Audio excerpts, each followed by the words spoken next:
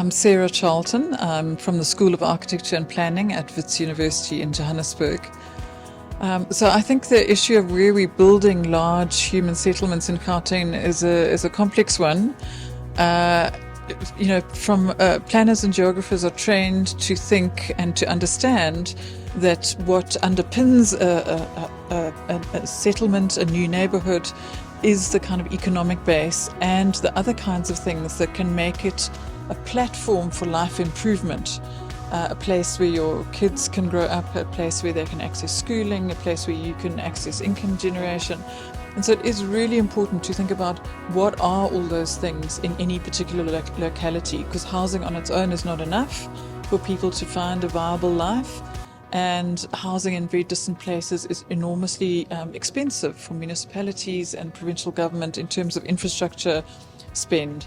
So I think we have to look very carefully at these new extensions that we're doing quite far away from economies, and it's really difficult in a volatile economic climate where things are shutting down and we don't really know how the future is going to pan out.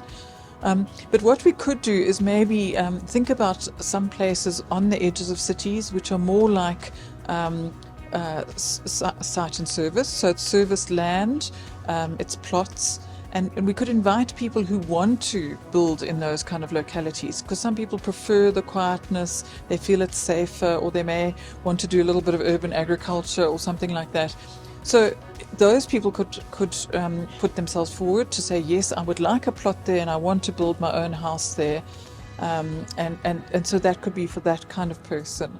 And in the other people who might want to be much closer to places, I think we also need to realize that quite a few people don't want to invest all of their time, all of their energy, all of their money in a big city, or this particular big city. They might have family somewhere else, they might just be here for a job.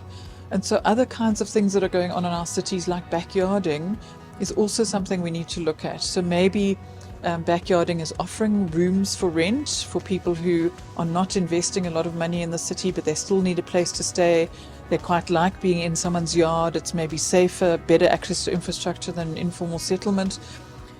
But we don't want the problems that come with overcrowding. So let's try and work with that phenomenon in a supportive sort of way to make it work both for the landlord, the person renting, and for the municipality.